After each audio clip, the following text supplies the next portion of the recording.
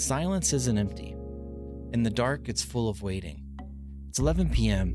The rain is pounding against a house that should be vacant, and the front door just locked itself behind you. You're delivering a pizza. It's simple, forgotten, an errand. But this just isn't any empty house. It's a hunting ground. And at midnight, Emily comes out to play. I play it for you. Here's Jcraft's horror video game review. Hello, everyone. As you may know, we're going to be reviewing Emily Wants to Play. This has been a 2-week adventure that we have been thoroughly enjoying on our stream. If you haven't already checked, the playthroughs should be coming out here on the YouTube channel. I did have to shorten them a little bit, with the repetition of the game. I didn't want to drag it out as long as it took me to get past each hour. But, without having said that, let's get into my 5-category graded tier system of, gameplay and mechanics, story and atmosphere, sound design and music, visual and level design, and the replayability. Now, the question will remain, is this the game that's going to break the 90% or higher score? So far, we haven't had a game even remotely come close to even getting to that mark on this channel, as I've graded a lot of sections quite critically. But will Emily Wants to Play be the one that claims that final trophy, the first one to get there? We'll hang around and find out. All right, now moving on. Gameplay and mechanics. So when it came to Emily Wants to Play, it was kind of a weird game to have to grade myself, just because it wasn't my normal game that I would actually play on the stream. It was gifted to me by a viewer within the Jaywalker community, and they just said, hey, you gotta try this game. I think this game's perfect for you. This game would have been really cool to see on stream, so why don't you give it a shot? And sure enough, that week I hadn't really decided on what I wanted to stream, and I was like, sure, let's full send it. So I had no idea what to expect. Having said that, though, with gameplay and mechanics, the gameplay was extremely smooth. The only complaint I had was there was a little finicky with the movement with Mr. Tatters, the clown. As you may know from watching the videos or my stream, that with Mr. Tatters, as soon as he spawns and you hear him giggle, you have to stop moving completely. And there was probably like 5 times where I literally would show to my community that my hand is off my mouse. There's no mouse dragging, nothing bumping my desk, and he would still jump at me. I don't know if it's like hypersensitive or if there's just like, I got to turn my sensitivity down, but it was really frustrating because it would just completely just chop a whole hour and I'd have to start all over again. Not a big deal because in-game hours were actually IRL 6 minutes. So you just had the last 6 minutes to get through each hour. Not a big deal. The only other thing that I have to add to is the same spawn point. It was easy for me as a gamer to understand that, like Emily, Chester, actually just those two, because Emily and Chester, and then Kiki and Mr. Tatters, they spawn randomly, but Chester and Emily have set spawn locations. So as a gamer, that kind of gave me some predictability, something that I can, move against, have some advantageous matter towards. And I wouldn't say that necessarily was bad, but I wouldn't say it was good either. It was kind of sort of in the middle gray area of like, is this something that a gamer would want in their game? Me as personally, I love a challenge. This game was challenging enough to where I was like, that's okay, because half the other dolls were unpredictable. The other half were. That's a good even split for me. I will take that. So, the other thing too is the enemy AI was absolutely phenomenal. I mean, even having the same spawn locations for the other 2 dolls, even the finickiness with Mr. Tatters, I felt properly challenged with the enemy AI. There wasn't really a AI per se to where it was like learning off my movement, but we could just say the enemy itself, right? Gave me enough challenge where I felt like I was being challenged throughout the whole entire video game. And the biggest thing too, like going into the basement, you hear Chester giggle, and that you're pretty much, you're cooked, because there's no other direction. Like, I don't know where Chester spawns in the basement. I didn't even unlock the basement until like the 5th or 6th hour in the game. So, that was difficult. But, I have this subcategory as enemy AI, and I more so in my mind chalk it up as just the enemy mindset, right? Like if it has an enemy AI, I'm sure this game does to a certain degree, but not really of what we know today. But I still have to grade it accordingly, right? So having said that, with gameplay and mechanics, I'm going to give it 18 points. Now, story and atmosphere, and sound, which I'll get into later. Story and atmosphere was a really difficult category for me to grade, because I grade these sections rather critically. And with Emily Wants to Play, I really did try to look at each section and be as critical as I could and be a critique. But given my subcategories, I mean, Emily Wants to Play covers it. It does, and I even thought, like, was it a story that felt impactful to me? And, to be honest, like, yes and no. There was a little bit where, okay, we're a pizza delivery guy. We come into this room. There's, letters scattered around the whole entire house. So the environmental detail was there. It was phenomenal. There was letters that you could flip over that had drawings that explained everything. There was a TV, a radio, a walkie-talkie, a computer. So there was tons of lore being added and baked into the game. And, I looked online. I actually did some research here, and I was like, literally I was like, does Emily Wants to Play have a great story? And I was just shocked, because online there are tons of just fan theories of like, this is what I think truly happened, or this is what I think happened after the story, or what led up to the story. And that got me thinking that, when it comes to a story in a horror game, that is a crucial hidden element to this category, is if it can make you wonder and craft up these theories and debate with other fans of the video game, then you did your job, in my opinion. And so having said that, I'm going to give story and atmosphere 17 points. The narrative engagement was there. The only thing was the pacing of the story was non-existent, only because it wasn't, there wasn't really, I mean, I guess you could have intertwined it into the story somehow, but it just wasn't there in this video game. I mean, it basically was like, you're in this house, you're a pizza delivery guy, and survive the hours, and you beat the game, and then it gives you the other lore. So you had pacing, and nothing in between. So that was only, my only gripe with that. The horror elements to this game, at least initially, were absolutely insane, because the game doesn't tell you anything. It gives you a opposite hint on a whiteboard. And my smooth brain, I thought it was the actual hint. So I was doing what the whiteboard told me to do, and I was dying repeatedly. So, the horror elements were insanely good. So having said that, let's move on to the next section, because I'll ramble on and on about story. Sound design and music. There was voice acting. So, I do love a good horror video game with voice acting. No little, no small, no big. It doesn't matter how, what kind of voice acting it is. And Emily Wants to Play, you could tell it was either fan recorded or in-house recorded. It did not sound professional. It sounded like someone that was just reading a line. And that, honestly, that's perfectly fine, because with these small horror video games, it adds more flavor to it. And I actually learned through one of my cool facts that this was a solo project, I guess a solo indie dev project by Sean Hitchcock. So it makes sense that he was either using his own voice or like friends and family. So I just love that. It adds flavor to the video game. It doesn't feel like a AAA. It feels like something that someone's put passion into.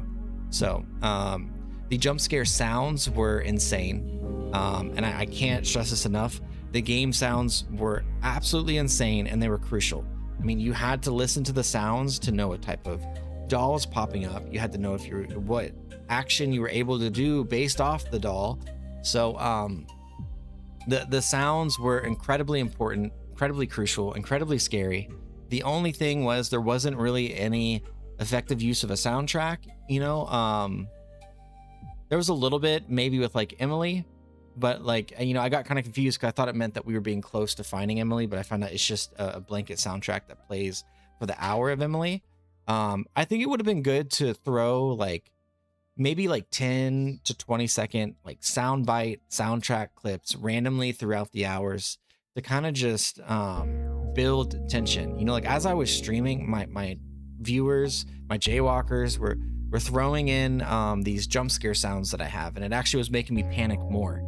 That's just the little things that like elevate a horror video game from great to absolutely elite.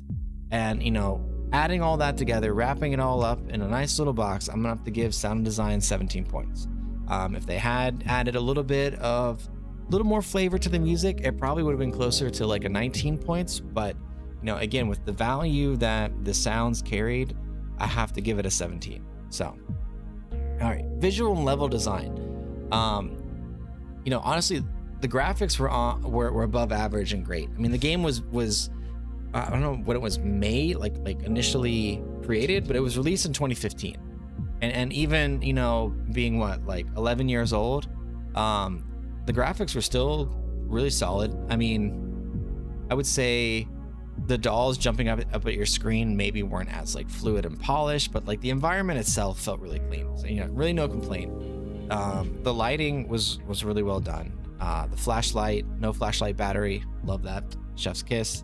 But the flashlight helped too. Without the flashlight, I'd probably say the lighting sucked, but the fact that there's no duration or flashlight battery, it's fine. I'm gonna say lighting is fine. So the level design was tricky with Emily Wants to Play, because technically it was the same level. However, with the different combination of dolls, it made the level different because you had to react to the level differently each hour based on how the dolls were. If I had a Chester and Tatters combo, I know exactly where I was supposed to be. If I had a Chester's, Tatters, Kiki, and Emily combo, I know I'm basically gonna have to run around the house constantly and shift and adapt to my environment. So just thinking about like those constant changes, you had level variety. It's the same level technically, but like with the added values and variables, it definitely made each hour feel different and unique to itself. Like when it was like hour, I want to say 5 or no, hour 4. Sorry, hour 4 when you just get Emily, it's like a relaxing level. You just got to run around and find Emily, like easy day. No issue there, no qualms. The repetition was good, yep, which we'll get into that with replayability. And like I've mentioned with the story, the environmental detail was really, really well done. Even like having to sprint around and everything, you can just tell that like there's just detail put into the laptop in the kitchen that shows like the old Domino's pizza delivery website. There's random boxes lying around, there's art pieces, there's a clock. The basement hole looks completely obliterated. Some random like patio looking room in the middle of the house, looks like you're outside, but you're really not. It was a really weird layout, but it was very detailed. So yeah, with that all being said, I'm gonna have to give visual and level design 18 points. Now, replayability. So as you may probably have already guessed, with replayability for Emily Wants to Play, I'm gonna have to give it 20 points. For speedrun design and simply for just playing this game. Like there, usually with replayability, I add points because I'm like, this game offers this system, like an endless mode or like a custom mode. It's easy for you to change things up and see what you can do next run. But Emily Wants to Play is just pure replayability. Like it's just fun. Like I was playing these games, failing each hour for like multiple hours on stream, but I was having fun. The game has this system where you feel like you're getting close, and then you just you die to a doll, and then you have another hour goes by, and you have bad RNG and you lose, but you have that last hour where you almost beat it, and you have that dopamine, and you just want to keep trying. And I feel like a game that has natural playability like that is a dime a dozen. And having said that, I gotta give it the 20 points that it deserves. Like I mentioned, it's 11 years old and it still holds up. I was wanting to play that game all night. I started the stream and I said, hey, look, we're going to try to beat this game tonight. If not, halfway through stream, we'll shift to That's Not My Neighbor and just kind of like find some challenges to do. But then once we got to like hour 5, I was like, I'm not going to end the stream until I beat the game. Like I want to beat this game. And we went bar for bar, hour for hour, over and over again. And that's just that's got to be spoken and valued, that a game that has that kind of replayability where you genuinely just want to play it over and over again, regardless of what system they have, speed running, it doesn't matter. That is perfect in my book. So difficulty was perfectly well done. The fun factor was there, as I've mentioned multiple times. I had a ton of fun. I normally say 10 out of 10. I gotta rank this like a 12 out of 10. I had super fun. I gotta get the second Emily Wants to Play, because I can't imagine having that much fun in a game, a horror game nonetheless, you know. So if you've already like taken the total, you know, counted the tallies, drum roll, you know, I don't have a drum roll sound, but I can be like, you know, this is our first 90% or higher grade. Emily Wants to Play gets a 90%. And here's the thing, you know, like, it honestly, the only thing that I really dove deep on was the story. But I looked at the subcategories and I said, you know, honestly, there's one thing that it's missing, and it's the pacing of the story. Other than that, like, it covers all the sections. That's why it was the lowest score, but it still was high, because it met that mark. I mean, I went on their Reddit and there's just theories on stories. So, you know, it just, bravo. I mean, it is the first A minus, but A- score nonetheless on my channel. And the thing is that with Emily Wants to Play, it's cheap, it's chaotic, and it's deeply uncomfortable. But I guess, you know, when midnight hits and the lights go out, Emily wants to prove that sometimes the simplest nightmares are the ones that stick with you the longest. And that's the thing that really makes me like drive the stake deeper into the score. Because if you think about it, like, you know, another fun fact, but, you know, Emily Wants to Play doesn't have any blood or gore, you know, like most horror games do. They just have a simple idea, you know, that there are 6 hours with different challenges and you got to get out. And you have these, you know, gut-wrenching sounds that play on certain cues, and you got to know how to either figure your way out, unless you get in a bind, you're freaking out and your hair is sticking up on the back of your neck. And I think that's a great thing about this video game, is that they just take simple aspects of what it means to be a horror video game and magnify it. Whereas a lot of horror games nowadays have multiple layers on layers on layers, trying to get a scare out of you, and Emily just perfects it with little to no effort, so it seems. So, you know, bravo, well done. You know, I've done probably like maybe 7 or 8 horror video game reviews on this channel, and this is the first one to ever break that barrier, you know. And I really thought Fear was going to break it, but no, it is Emily Wants to Play. So again, you know, like, if you want a game to either stream or just to mindlessly beat or to speed run, Emily Wants to Play is the game for you. I highly recommend this game for anyone that wants to play it. If you enjoy horror games, enjoy repetition, enjoy a challenge, this is the game that I know that you will have fun playing.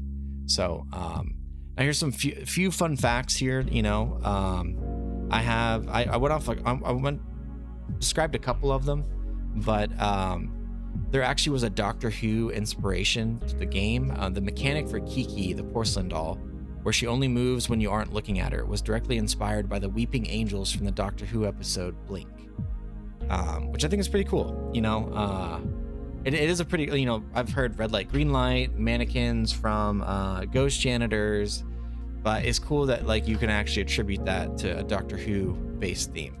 And as you might have already guessed, all of the dolls are based off classic children's games. You know, you have Kiki with red light, green light, Chester with tag, and Mr. Tatters with freeze, and Emily with hide and seek, which is, you know, not really a fun fact per se, because we kind of figured that, but I like to find 5-ish, you know, regardless if they're good or not. 5 facts. And then my last one that I haven't already gone over is, I didn't know this, but there's hidden Morse code. When you go to hit the light fixture to open the basement, it's actually flickering in Morse code saying that the basement entrance is broken. Go to the lamp. So I think it's, yeah, the buzzing light fixture in the house actually blinks out secret messages in Morse code, spelling out hidden clues like basement entrance, broken lamp. So it's pretty cool. I don't know Morse code like that, so I thought that was pretty neat. That's probably my favorite fact out of this whole thing. But again, you know, 90%. Bravo, well done to Emily Wants to Play. It's the first time ever done on this channel, and you know, we just bounced back from the worst review I've given on my channel to the best one. So it's been a good couple weeks on this channel. If you want a good game to play and fiddle with and even stream if you want, Emily Wants to Play is the game for you. Anyways, that's all I got for tonight for JCrafts reviews. Thank you all. As always, if you have any good comments or critiques, leave them in the comments below.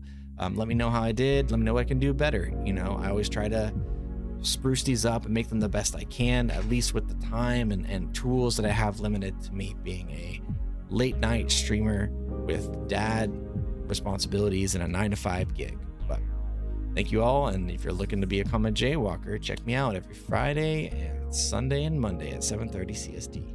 I'll catch y'all later.